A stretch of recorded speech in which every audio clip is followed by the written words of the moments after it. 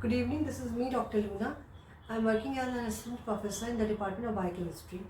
तो आज मैं बताने जा रही हूँ कि जो फर्स्ट ईयर का सब्जेक्ट है उसमें 3 सब्जेक्ट होते हैं, जैसा कि आप जानते हैं, बायोकेमिस्ट्री, एनाटॉमी और फिजियोलॉजी।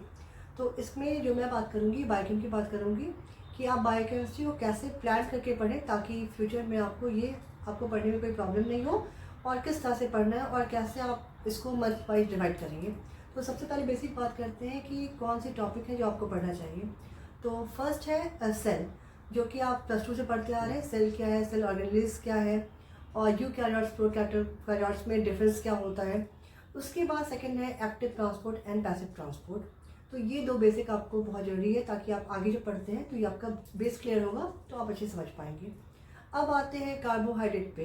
तो सबसे पहले आपको तीनों की केमिस्ट्री आनी चाहिए, कार्बोहाइड्रेट केमिस्ट्री, प्रोटीन केमिस्ट्री और लिपिड की केमिस्ट्री। अब इन तीनों की जब केमिस्ट्री आप जान जाएंगे तो इनका मेटाबॉलिज्म कैसे होता है।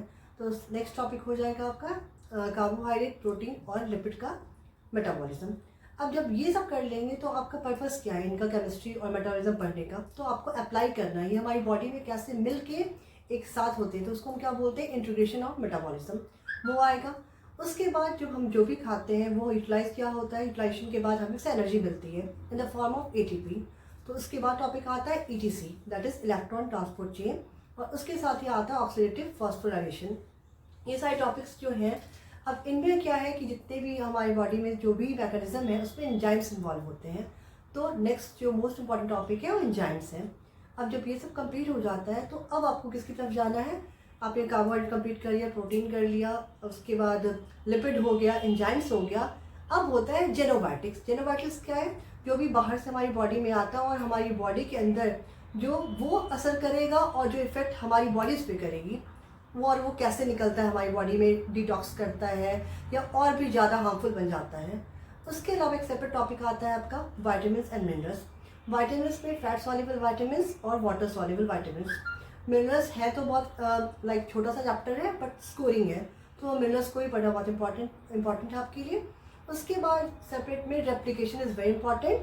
तो आप DNA में जब जेनेटिक्स पे जाते हैं तो स्टार्टिंग से replication, what is replication, what is transcription, translation, protein synthesis, ये आपको सब आना चाहिए, और सेंट्रल डोगमा।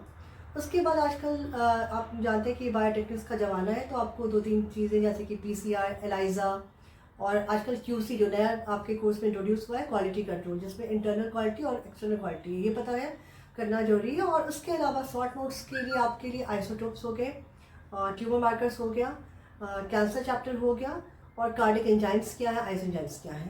तो ये मैंने बस आपको शॉर्ट में बताया कि क्या क्या टॉपिक्स हैं जिसके अंदर मैं अपने सिलेबस को कवर करूँगी।